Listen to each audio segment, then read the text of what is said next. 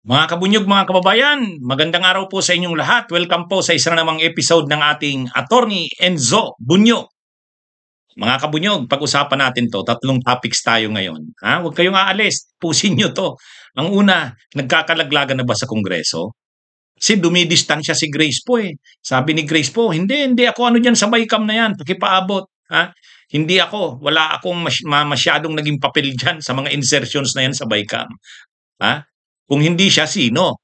Mukhang handang ilaglag ni Grace po ang mga imbelto dyan. At ito, gustong ibalik ng mga liderato ng Kamara, ng House of Representatives, yung budget, yung proposed budget, yung NEP, National Expenditure Program, na sinabmit ng DBM, ibabalik nila, gusto lang ibalik sa DBM. Anong nangyayari? Mukhang mayroong namumuong ano dito. Hindi natin mukhang may behind the scenes na mga nangyayari dyan. O ito, mga kabunyog, hinigpitan na ng ICC ang mga Duterte. Yan kasi ang problema rin sa inyo eh. Mamaya pag-usapan natin yan. Okay, ito tayo, dito muna. Nagkakalaglagan na ba sa Kongreso? Nagdidistansyahan na sila sa pananagutan tungkol dun sa BICAM. Ay syempre, controversial yung mga insertion sa BICAM. Ay nung kasing last year kasi, nung pinag-usapan yung budget para sa ngayong taon na 2025, nagbuo ng small committee BICAM. Ay syempre, ang nandun, si Romualdez, si Chis Escudero, si Grace po, at saka si Saldico. Sila yung mga pinakamakapangyarihan doon. Pero si Romualdez hindi halos umattend na. Ang naiwan yata yung tatlo. Si Chis Escudero bilang Senate President, si Grace po bilang Finance Committee Chair ng Senado, at si Saldico bilang House Appropriations Committee Chair. Ay ngayon, dahil maraming anomalya na lumilitaw sa mga in-insert na budget ng 2025, posibleng itong mga anomalya sa flood control at iba pang infrastructure projects ay kakabit doon sa mga insertions na pinasok ng 2025 budget. Kaya ngayon, gustong ipatawag yung mga involved doon. Sa Kamara, ini-insist talaga ni Congressman Erese at saka ni Congressman Tubi Chanco sa kanila Laida de Lima. Ipatawag si Saldico. Ipatawag si Grace po. Ang problema, si Grace po nagpaliwanag. Pinaabot niya yung mensahe niya sa pamamagitan ni Ronnie Puno, Congressman Ronnie Puno ng House. Sabi ni Congressman Ronnie Puno, nag-a-apologize ako na binanggit ko si Grace po, Senator Grace po, former Senator Grace po, sabi ni Ronnie Puno, na pinaliwanag daw sa kanya ni former Senator Grace po, hindi naman daw siya involved doon sa mga insertions na yon. Nandun daw siya sa BICAM pero hindi daw siya kasama doon sa mga nag-usap-usap kung ano-ano yan at magkano yung insertions na yan. Kaya nag-a-apologize si Ronnie Puno. So anong ibig sabihin ni former senator o ni dating senadora Grace po? Ibig sabihin si Chis lang at saka si Saldico. Ay mukhang matindi talaga to. Nagkakalaglaga na. O kaya ngayon si Saldico ayun na. Pumunta na ng Amerika, biglang nawala. Kasi hindi talaga tatantanan nila Congressman Egay Erese at saka nila Congressman Tubi Chanco. Gusto talaga nila padaluhin sa pagdinig ng Kamara. Si Saldico. Ay syempre ini-insist din nila, hindi lang si Saldico, dapat pati si Grace po. O kaya ngayon dumidistansya na si Grace po. Ang sinasabi ni Grace po, hindi ako involved diyan. So lumilitaw dito si Saldico lang at saka si Chis. Ang problema pagdating naman sa Senado, walang senador na naglalakas loob na ungkatin ang ginawa ni Chis Escudero sa BICAM. Ang ginawa ni Chis Escudero ng mga insertion sa BICAM. At si Chis Escudero tahimik din. Ang dami kasi ng pananagutan dyan, mga kabunyog, mga kababayan. Kaya nagkakaganyan yan. Tahimik si Chis Escudero. O parang ganitong nangyari. Tahimik si Chis Escudero, ang dating madaldal, ang dating laging humaharap sa media na senador na si Chis Escudero. Ang yabang pagdating sa impeachment ni Sara, tahimik ngayon. Si Saldico naman, si Saldico, wala na, nandun na sa Amerika, nagkasakit bigla. Si Grace po naman, nagpaabot ng mensahe niya sa pamamagitan ni Congressman Ronnie Puno, hindi ako involved dyan. Part ako ng BICAM pero hindi na ako na-involved sa mga usapan dyan. Ibig sabihin, yung mga insertions talaga hindi siya involved. Dapat magsalita siya. Hindi sa pamamagitan ni Ronnie Puno, itong si Grace po dapat magsalita sa direkta, pwede naman siyang magpa-press con. Sabi niya na ang lahat ng nalalaman niya.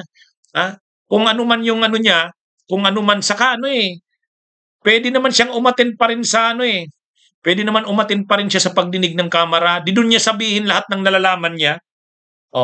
Nagdidistansya siya. Sabi niya hindi naman siya involved doon.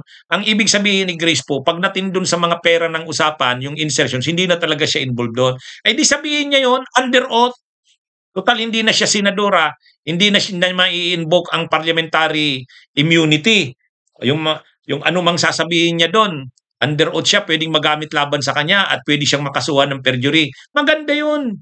Kung gusto niya talagang ipakita na hindi talaga siya involved doon sa mga insertions na yon, ilang tao lang talaga ang involved doon, lumalabas, dalawa na nga lang sana, dalawa na lang pala, di siya, sabihin niya ang lahat niyang nalalaman. Hindi pwedeng ito lang si Ronnie Puno ang nagsasabi niyan ang sabi kasi ni Ronnie Puno, nag-apologize siya kasi sinabi kasi ni Ronnie Puno, ni Congressman Ronnie Puno, dapat magpaliwanag si Saldico, dapat magpaliwanag si Chis Escudero at saka si Grace po. Sila yung small committee. Ngayon, nagpaliwanag daw si Grace po, hindi siya involved doon sa mga insertions.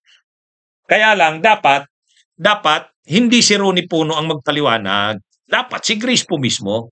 Di ba? Yan mga kabunyog, mga kababayan. Hintayin natin si Grace po. Kung talagang wala siyang kinalaman, magsalita siya, direkta, galing mismo sa bibig niya. Mas maganda pa nga, doon mismo sa camera, mag-appear siya doon, under oath. Under oath. Yan ang dyan, maganda dyan. Para magkaalaman na, kasi si Chis tahimik, si Saldico, nandun na sa Amerika, nagkasakit bigla. Si Grace po naman, hindi daw siya involved. Di magsalita si Grace po, sabihin niya na lahat ng nalalaman para makuha ang para makumbinsi niya ang taong bayan na hindi nga siya involved diyan. Dito, mga kabunyog, bakit binabalik ng Kamara ang budget sa DBM? Humarap sa press, humarap sa media ang mga leaders ng iba't ibang political parties ng Kamara sa pangunguna ni Congressman Ronnie Puno ng Antipolo City. Sabi nila, maraming depekto ang budget na to. Ibalik natin to sa DBM, ayusin muna nila. Matindi Ang sabi ni Congressman Ronnie Puno, tayo na naman ang sisisihin nito sa bandang huli. Sasabihin na naman sa atin, ang dami nating binago dito, ang dami nating insertions. Lagi na lang sila ang mabango. Sabi ni Ronnie Puno, lagi na lang ang mabango ang DBM, ang DPWH. Tapos tayo ang aakusahan na tayo ang may in-insert dyan. Ayusin natin to. Kung aayusin natin to, marami tayong ayusin, i-overhaul. Pag marami tayong inayos dyan, binago dyan, sasabihin marami tayong binago dahil insertions. Ay marami tayong babaguhin dahil mali-mali. Napakasama daw ng pagkakagawa ng budget. Parang yata, may namumuo yatang away ang DBM, ang ehekutibo saka ang lehislatibo. Mukhang may clash. Bakit?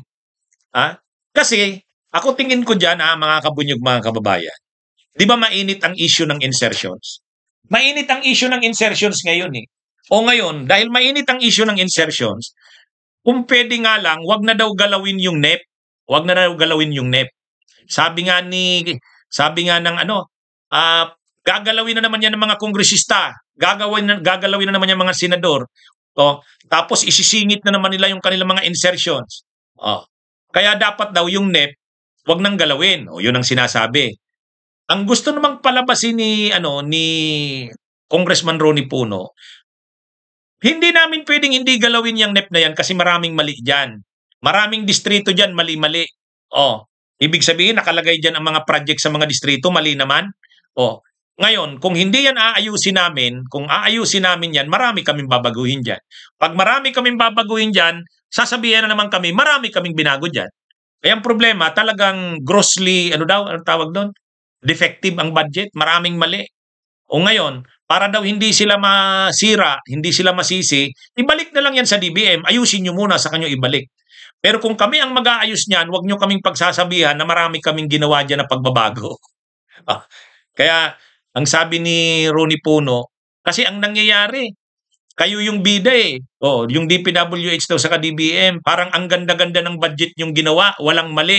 Tapos pagdating sa amin, sa kanilang nagkamali-mali, nagkagulo-gulo dahil sa insertions or inayos namin. O sige, hindi namin naayusin yan. Oh, di sira-sira yung budget na yan. Ang sama-sama ng budget na yan kasi ang daming mali, ang daming errors. Pag inayos naman namin, kami din naman ang masisira kasi sasabihin ang dami naming binago. Ay wala, ang mabuti ng magkalinawan, ibalik na lang yan pero alam nyo, ang posible niyan, alam naman natin na habang ginagawa pa lang ng DBM ang budget, yung mga malalakas sa presidente, sa administrasyon, yung malalakas sa speaker, naisingit na yan. Yun ang sinasabi ni dating Senate President Franklin Drilon. Actually, yung paggawa pa lang ng budget ng DBM, may insertions na yan. Yung mga congressman ng mga distrito, pina-insert na dyan yung gusto nila. Pina-insert na dyan. Ha? Kaya lang, ang nakapag-insert dyan sa budget na yan, yung malalakas sa DBM, yung malalakas sa presidente, yung malalakas kay Romualdez. Kasi yung mga insertions nila, linagay na yan, pinadala na yan doon kay sa DBM. Kaya nga mayroon ng 274 billion of flood control projects eh. Kanino yon? O di syempre, kila Romualdez yan o kaya sa mga kongresistang malapit sa administrasyon. Sa mga kongresista yan na malapit kay Romualdez, nandun na yan. Problema, may mga dihadong kongresista, may mga dihadong senador, may nadihado. Ngayon, pwede pa ba silang mag-insert pagdating sa House saka sa Senate? Hindi na.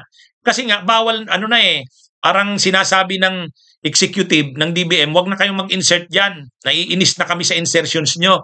O hindi pa paano makakapag-insert ngayon? Alangan naman ang happy lang yung malapit sa palasyo. Alangan naman ang happy lang yung malapit sa Malacanang. Malapit sa kay Romuald. Paano naman yung administrasyon din sila? Hindi naman sila oposisyon, pero kukunti ang kanila doon. Dapat madagdagan din kami. Doon papasok ang insertions. Ang problema, sinasabi na nga ng DBM, parang ayaw nila, inis sila sa insertions. Eh kung hindi kami magkakapag-insert dyan, o di balik na lang namin to sa inyo. Ayusin nyo na lang muna yan.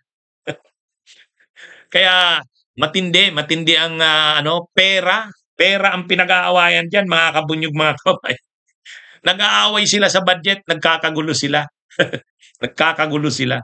Kaya ang sabi ng House, we are inclined to return this, parang return to sender eh. Ayusin nyo muna.